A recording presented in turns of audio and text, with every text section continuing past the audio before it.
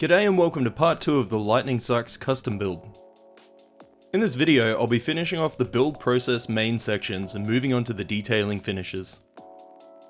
All in all, this project took about 30 hours, which could have been minimized now that I've done a Zoid like this, and it will be replicated with a few further custom Zoids later on, and ultimately they'll be faster. As it sits on the pose stand in my new photo booth, the Saix is currently camera shy, to a degree, and I'll demonstrate at the end. The finished result is hard to take a solid photo of, and as it turns out, takes a fair bit of photography skill, which I don't have, especially using my phone as a camera. But for now, the build continues. Starting where I left off in part 1, I moved on to get the hind legs and cannons to a point where the detailing would need to begin. I opted to leave most of the armor plating free from the model so I could line and detail under all of it as much as possible, even if you saw only some of the areas under the armor, because the thought train was, if someone gets up close and notices a bunch of unfinished parts, that's gonna be embarrassing. That being said, I do have to note that the underbelly cannon booster thing, I left fairly plain because it's not like I'm gonna be popping it out while it's on display. But it is movable, like the entirety of this kit, save for the canopy. This means I can come back later and add to it, if I desire to show it, presuming I find out what exactly this piece is. And yes, I know, I could Google it, but I don't really go heavy into the lore these days, and I've forgotten most of what I learnt as a kid, so feel free to steer me in the right direction as to what it is, if you happen to know. To turn around for just a sec, the reason why I haven't done the canopy is at some point I'm pretty sure I'm going to be boring a hole in the back of the head and fitting a small bulb to make the eyes light up, so detailing the interior is fairly useless for me. The inking and lining stages were fairly experimental, and I began with varying shades for the different colours. But I quickly found that their old literal ink line suited areas much more and left the finish bright and glossy, just how I wanted them. I settled on everyone's favourite liquid skill, Nuln Oil, for the bulk of the lining across all of the coloured panels, and only lent on the purple and black inks for specific uses, such as the Purple Pearl Grape, as an example. All of the gold areas were first primed with a House of Colour dark gold, which, I'm sorry, but the name evades me, again due to removing the labels years ago. And then I coated the final gold, Auric armour, over the top in thin or thick coats, depending on the area. As previously mentioned in the last video, I kept the tattered paw look and didn't opt to fix the chrome. I felt that it really suited the model, being that the paws would see the most friction and wear outside of the other joints, so everything outside of the cannon chrome was rubbed and battered so it had more of a worn look. Also giving the nose ribs a bit of a brush job mix to make it appear repainted at a battlefield repair shop, pairing it nicely with a worn chrome section upon the canopy as well. For the final finish of the build, I picked out a gloss that sat firmly in the hyper category, being incredibly bright and reflective, and ultimately it bit me in the rear end trying to take the photos later, but in the flesh it looks magnificent in my opinion. The gloss in question is one that would have some hobbyists screeching at me for using it, but it's from the Dulux line, which they offer a fair few different types of clear and haven't caused any issues for me to date. A couple thick coats on each section when they were ready gave the really wet shining gloss look that I wanted, which meant a day or so in between the coats to ensure it came out correctly. Some subtle touches I laid on were parvo purple sections on the cannon blades and rear aerodynamic tail fins, which gave a nice, sleek touch to match the spinny bits on the legs and cheeks. For now, I hope you enjoy the process viewing.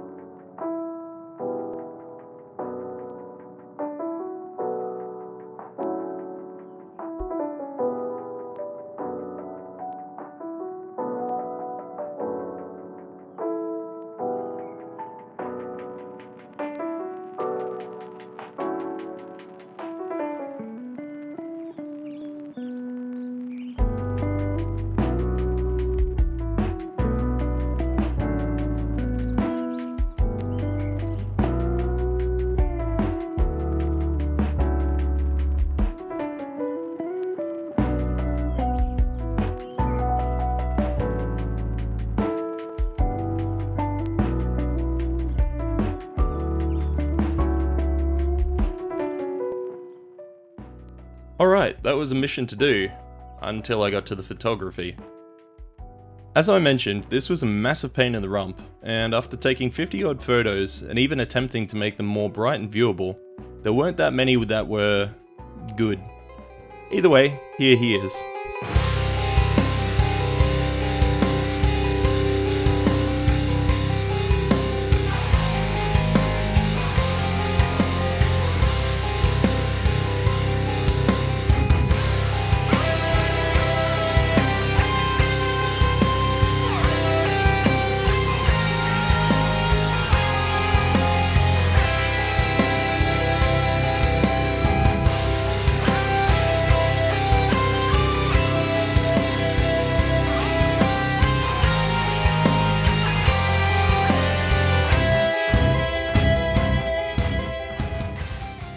It's painfully clear that although this phone camera is good, it can't handle these type of shots.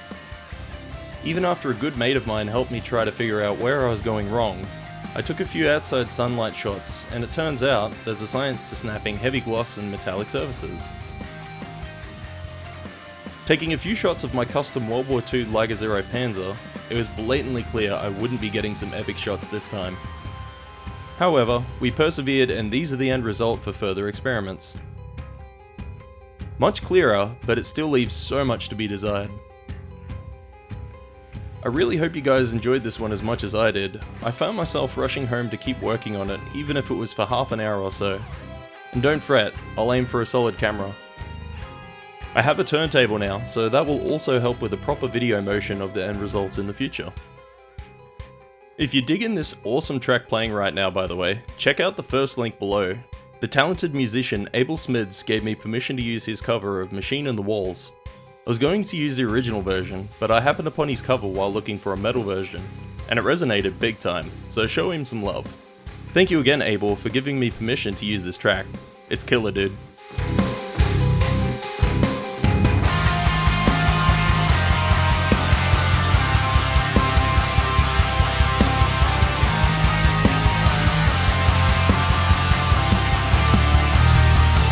Keep an eye out for the next mission if you like Zoids. I recently acquired a bag of Liger Zeros with Schneider armor and have no clue if they're even complete. Spoilers, whatever I can make out of them will be a custom job with Color Shift Harlequin paints. So thanks for watching, and until next time, have a good one.